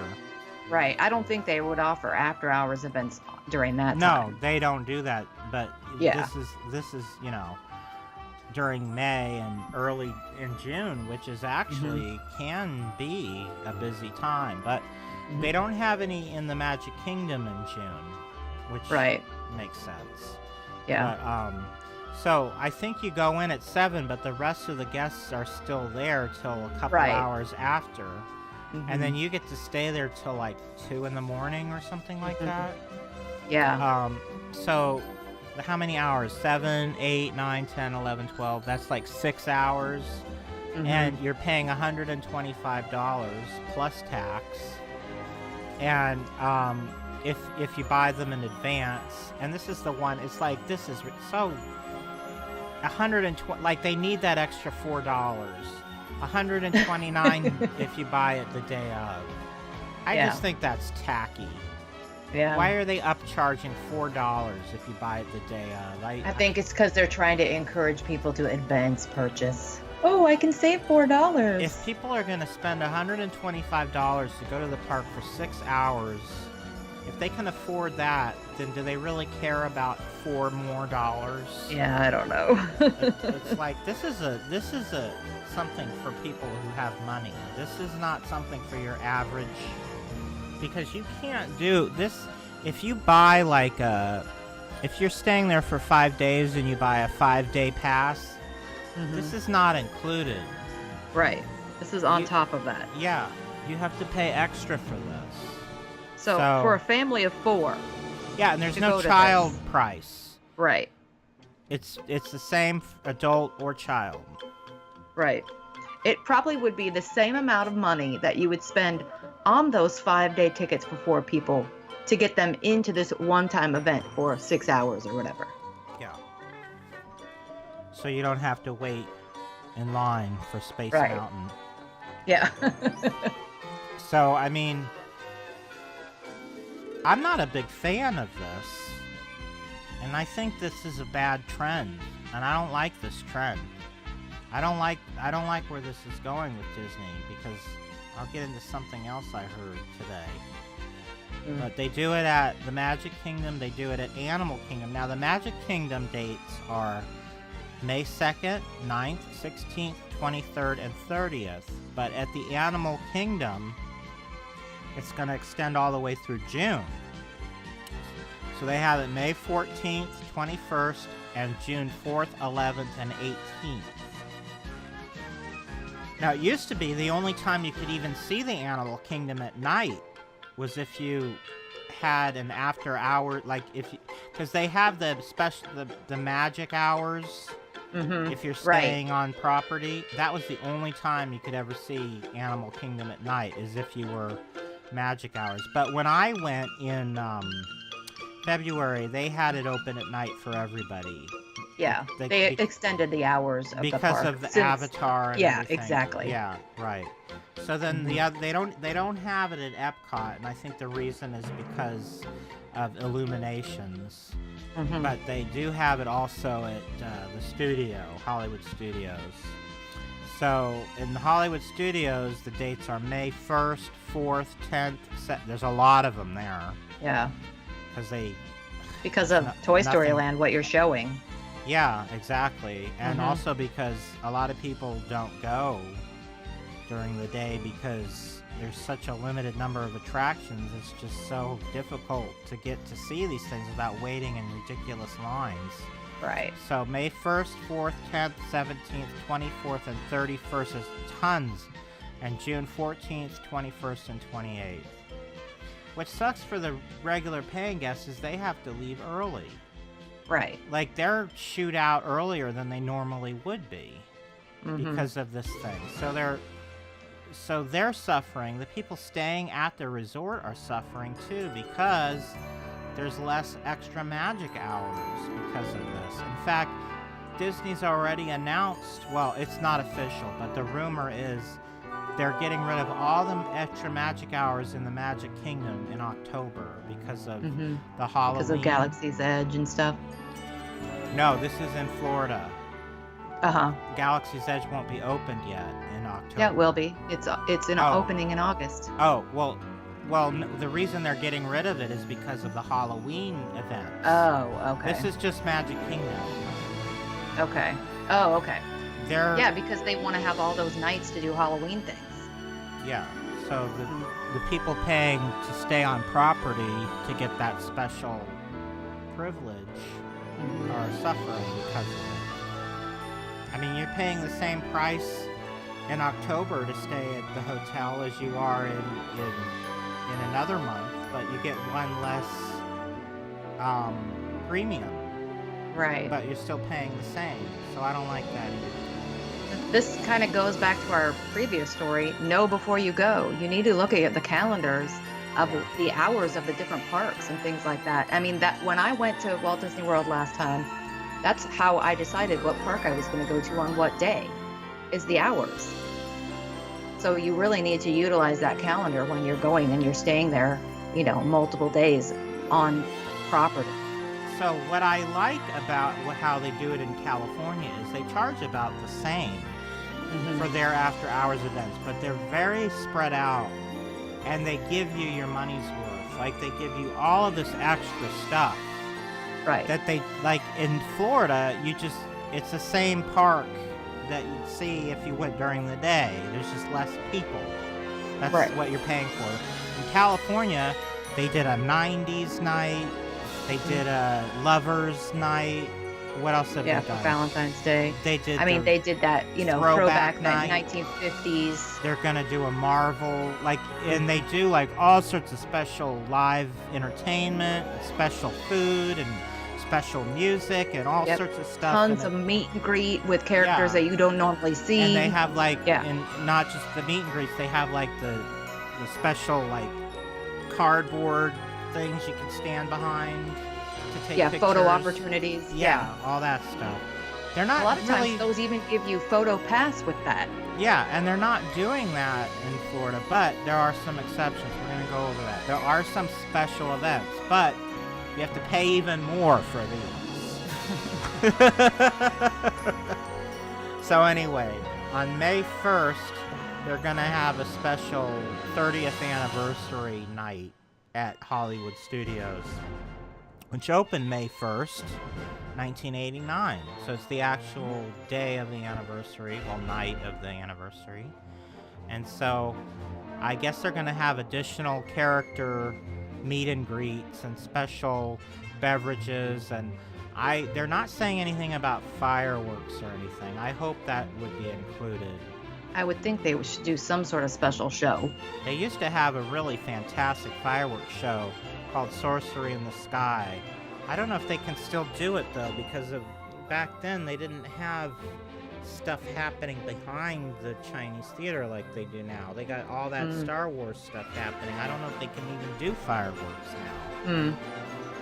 I mean, it would be nice if they could do some old show that, like a throwback kind of a thing to, the beginning of the park and stuff like that. So they're also going to have on May the 4th a Star Wars night at the Hollywood studio. And they do have a fireworks display for Star Wars too, and who knows if they're going to do that either. But again, you get extras for this one because you're paying extra. You get they encourage you to dress up and in Star Wars costumes, and then they have extra character meet and greets with Chewbacca, Darth Vader, Kylo Ren, Rey, Captain Phasma. I mean, all the characters, the Stormtroopers, Ewoks, and the Jawas. So they're all gonna be there that night. So then they're gonna have a special one at the Kingdom, which is gonna be a recurring event. They're gonna have over several nights called Villains After Hours. And this one, I don't know if I'm that excited about, to be quite honest. When you first hear it, you're like, oh, wow, villains. We love the villains. And this is going to last from June through August on selected nights. I'll give you the specific nights. They're all mostly Thursdays. June 6th, June 13th, June 20th, June 27th, July 1st, which is the only Monday, because I'm assuming July 4th is a Thursday. They don't want to have it that night. They're gonna have No, they don't. Yeah. So then the rest are also Thursday. The 11th, July 11th, July 18th, July 25th, August 1st, and August 8th. So, what is this? They're going to have a special villains. It's going to be like the regular after hours where a limited number of guests and, you have access to attractions and not have to stand in line. But in addition, you're also going to get a stage show with Meg and Pain and Panic from Hercules. And I guess they're going to introduce the villains. It's kind of their general villain show that they do in front of the castle, they do during Halloween, where they kind of introduce all the villains and they come out and sing and say mean things to you. And then another thing they're gonna do is the dragon that is in the daytime parade. They're gonna bring her out at night and kind of just bring her all around the park, breathing fire throughout the night. Yeah. And I guess you'd be able to get close to it and take pictures and stuff. I'm sure it's like a different way of viewing it, being it at night, because you don't normally see it at night. Yeah, and they're also gonna have I don't know exactly what they're gonna do, but they're saying they're gonna do something to some of the attractions to make them be more villainous. Yeah. They did not give out any details. They can't do the Space Mountain thing in Florida that they do in California because it's not set up for that. In California, basically, if they want to turn it into the Ghost Galaxy, they just basically have to flip a switch. Right. But they don't have it set up in Florida, so I don't know exactly what they're going to do. They're going to have special food and beverage and merchandise. But this is the thing that makes me, like, say it's not worth it. Why would I want to pay for this? And Disney thought they'd be cute about it. And they say this is their wording, one notorious item to note. So basically, they're not going to have any meet and greets. The only time you'll get to see the villains is during the stage show. They're not going to have any walk-arounds or meet and greets or any villains at all. So that's stupid. Right. Why would you want to pay all that money and not... That would be the reason I would want to go. That would be one of the main reasons I would want to go to this. Otherwise, I would just go to one of their other after-hours nights and pay like $30 less. Right. You know? And just to get on the rides. Yeah. Because otherwise, to me, this is just to get on the rides. I could care less about Spot the Dragon. Meaning, like, See the Dragon. Because they're calling it Spot, Maleficent the Dragon. It sounds like I just named... Like, because Spot was the name of the dragon on the Munsters. Right. Anyway. Not a fan. Anything else to say about these after-hours events now that we moaned and complained? Well, I know why they're doing this, because... Oh, I know why they're doing it, too. They think nobody's coming to these parks, and they're all waiting for Galaxy's Edge. So June 6th to August 8th, is that a coincidence? No, it's not. They're trying to get people to come to the parks. Yep. Yeah. So they're trying to fill up the parks, and actually, from what I understand from, things that I've heard on other podcasts and articles I've read, summer is kind of a slower time for Walt Disney World, and like times around different holidays is when it really gets packed. So that's another reason why they're trying to fill the parks. Yeah, well, it does get so hot down there. Yeah, exactly. It is hot. Oh, it's unbearably hot. Well, before we go, we have a few rapid fire stories to share. From the creators of these Hollywood Bowl spectaculars comes Disney's The Little Mermaid, the immersive live-to-film concert experience at the Hollywood Bowl. Starring Lea Michele as Ariel, Harvey Fierstein as Ursula, Peter Gallagher as King Triton, Ken Page as Sebastian, Leo Gallo as Prince Aaron, and Cheech Marin as Chef Louis, with special guest composer Alan Menken. Join us for this dive-in experience, where the Hollywood Bowl will be magically transformed into the Hollywood Fishbowl Dive-In Theater. It's a whole night of immersive underwater excitement. So dive on down to this amazing underwater world. Friday, May 17th and Saturday, May 18th at the Hollywood Bowl. Tickets on sale Friday, April 5th at 10 a.m. Pacific. Well, we have several rapid fires to share, and I guess the first one we're going to talk about is The Little Mermaid. I guess so. I forgot to turn the video off, so we're doing these in a different order than I thought we were going to. Sorry about that. But it really doesn't matter. We can start with the story. Yeah. But as you can see, they're doing a special Little Mermaid event at the Hollywood Bowl. Back in the 80s, I went to a special Disney concert at the Hollywood Bowl with my dad. And it was a... the album A Disney Spectacular with the Cincinnati Pops? Do you know that album, Ruthie? I don't think I do. Well, it was the exact same orchestrations as from that album. And I had that album so that when we went to see the concert, I was just like, this is all music I've heard already. So I was a little... no, I was disappointed. No, you were disappointed? Oh. Yeah, I wanted, something new. Oh, okay. But I still enjoyed it. They brought out some of the smaller floats from the electrical parade out on the stage, and it was fun. Yeah. But, so they've done this actually before. They did this back in 2016. Same thing. Right. Yeah. But they have a whole different cast, and from what I gather, they're gonna play the movie on a big screen and then have people come out and like they'll turn the sound off and they'll have an orchestra playing, a live orchestra playing the music and live performers singing the songs while the actual movie is playing. So it's sort of like the Rocky Horror Picture Show. You know how they do that?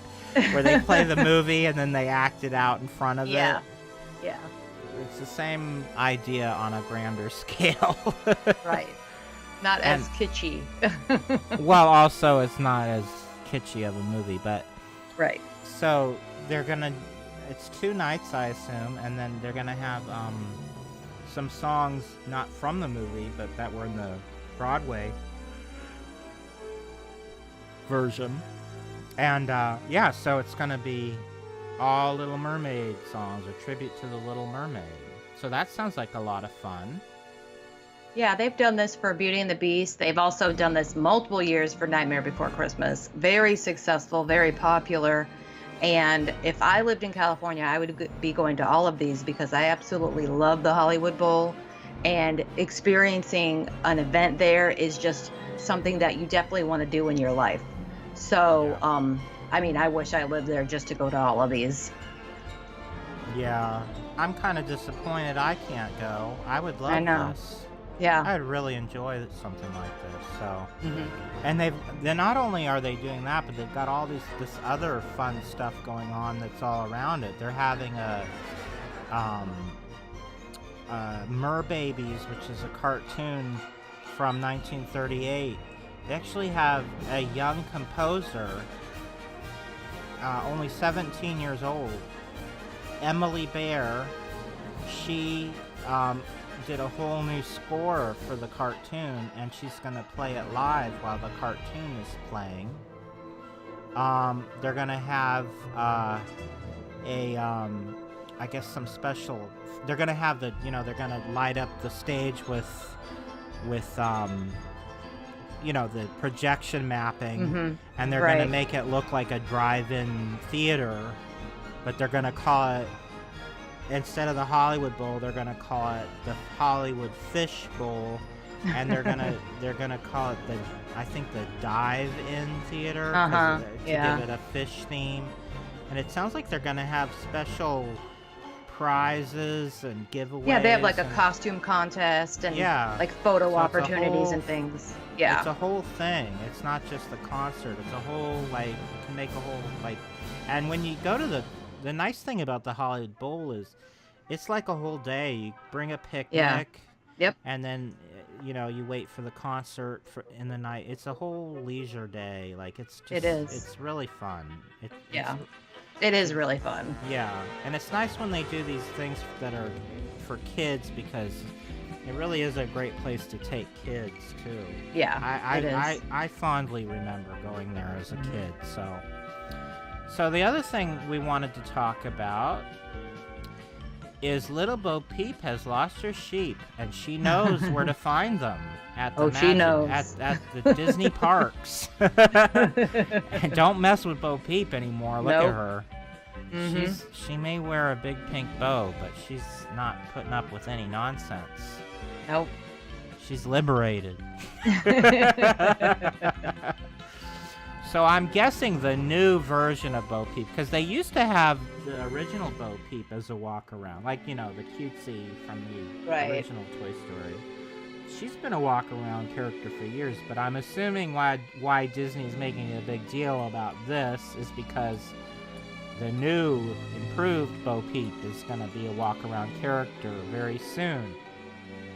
She's going to appear at Disney's California Adventure in I assume the Pixar Pier area. Yeah, yes.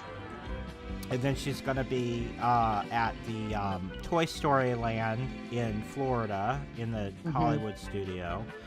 And then they also said she's going to be in Disneyland Paris and in the Asian parks, but they didn't pinpoint exactly where she will be appearing in those. But it's going to start probably in a month or so, would you say? I don't have a date here.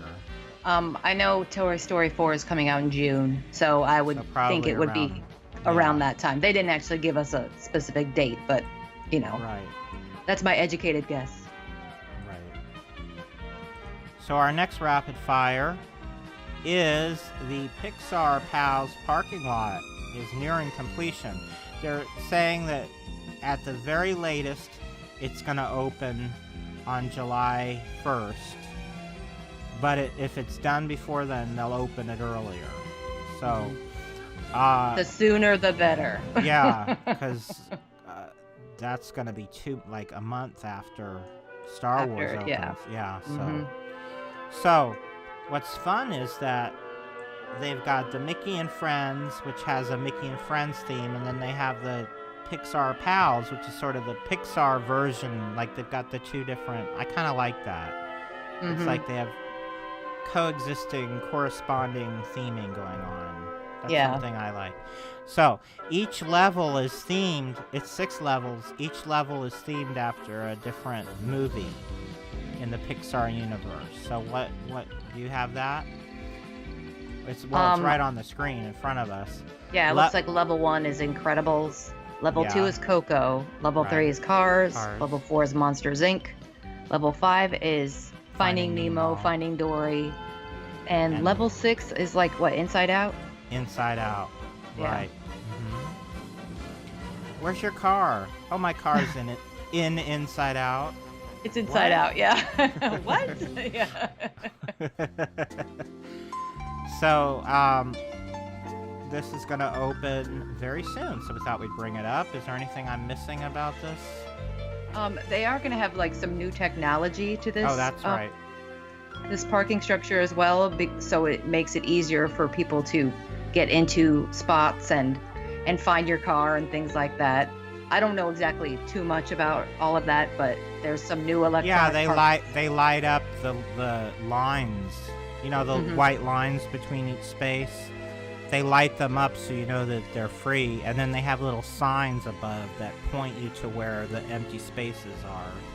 Oh, okay. I guess they have the same thing at Disney Springs in their new parking structure. Oh, okay. I didn't park in there, yeah. It'd be nice if they could add this to Mickey and Friends too, but I don't know how they could close it and reinstall. That actually sounds like safer for people who work in the parking structure as well. Oh yeah, it's definitely safer.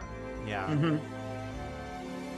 So the last story that I want to talk about, well, this is supposed to be, we went backwards. Yeah. Oh well. That was my mistake for not remembering to shut off the video. Anyway, the very popular 3D animated experience from Walt Disney World, Mickey's PhilharMagic, is finally going to be coming to Anaheim in the former theater where Muppet Vision 3D once existed. And it's coming very soon. In fact, it may... What date was this supposed to open? It may have already... I don't have a date. It just says premiering in April, so it literally could be any day. Yeah. So there's nothing new about this. It's going to be just they're reinstalling a different film. The theater is not as technically advanced as the one in Florida, where they have all sorts of... Like, I think at one point bubbles come out and the seats move and you feel wind on your face and different things happen. I don't think any of that's happening. Any of those 4D, they call them, effects are going to be happening. I think they're just going to hand you a pair of glasses and play the movie, and that's it. Yeah. But people have been wondering why they haven't brought this to California for years now, and then all of a sudden Disney just decided to do it out of the blue, and they're saying it's part of the Mickey Mouse celebration. The thing is, this cartoon has so little to do with Mickey Mouse. Really, the star is Donald Duck. It's Donald, yeah. Even though they call it Mickey's PhilharMagic, it's really Donald steals the show in this one. But anyway, I'm sad to see the Muppets go, though. Oh, the Muppets have been gone from California Adventure for a while. I think this I feel like this puts the final nail in the coffin. Yeah. Because now they're basically... Because before it was never an official attraction. It was just where they would show other movie things. previews and stuff. Yeah. But this is turning it into an official attraction. So I'm a little sad about it, to be quite honest. Yeah, because now the Muppets aren't in either of those parks at all. But I mean, I'm not angry about what's replacing it. I did enjoy this when we went to Florida. So anyway, that's our news for today. So Ruthie, did you have fun? Yes. Did you enjoy my mistakes? You're keeping me on my toes. Ruthie was like, the movie started playing and you're like, oh, you started to say something and I went, shh, because she didn't know you could still hear us, so. Because usually during the videos you can't. So. Yeah, so I was like, shh. I wasn't trying to be mean to Ruthie. I was just like, don't interrupt the movie as long as it's playing. We've got to let it play. So yeah. So if you heard that, that's what happened. Yeah, and if you heard me being nasty, because I hate being shushed. That is one of my biggest pet peeves. So I feel bad that I did that, especially for everyone in the world to hear it. So no, it's fine. Anyway, I didn't realize so. Ruthie, where can everybody find Jiminy Crickets on the web? You can find all of our past shows, including audio versions of Dateline Jiminy Crickets, on our website, jcricketpodcast.blogspot.com. You can also listen to us on iTunes under the name Jiminy Crickets. That's with an exclamation point, and be sure to leave us a 5-star review. On our YouTube channel, we share updates to the Disney Chris website, including the Disneyland Magical Audio Tour, as well as past episodes of the Jiminy Crickets podcast and Dateline Jiminy Crickets. You can find our channel if you search for DisneyChris.com, and remember, .com is spelled out DOTCOM.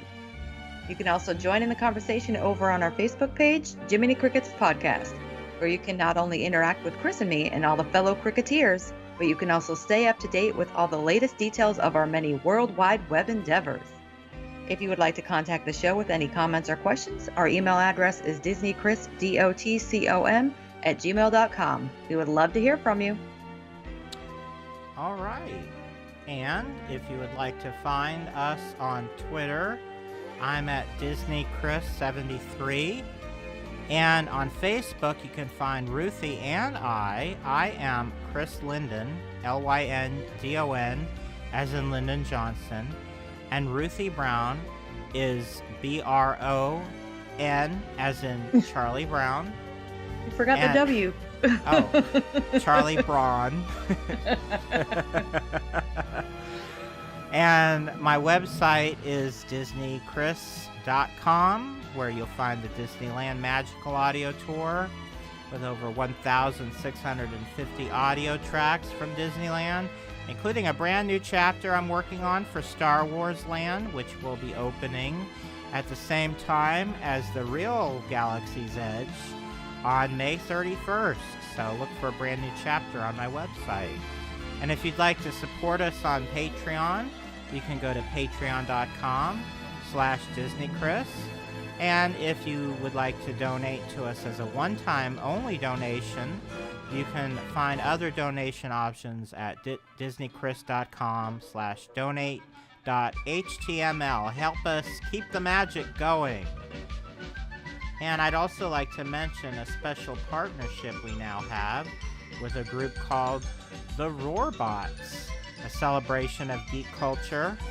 It's www.theroarbots.com. In addition to finding our show on YouTube and all the other podcast places that you've always found us, we're also now featured on the Roarbots, as well as much other great things of interest to people who like a geek culture.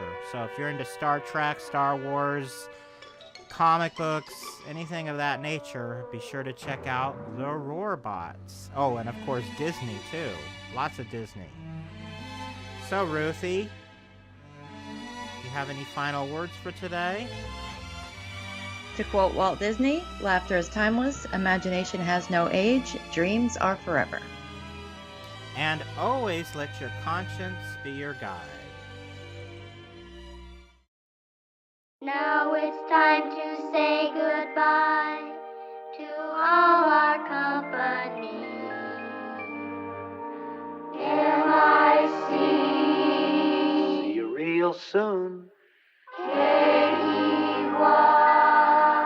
Why? Because we like you.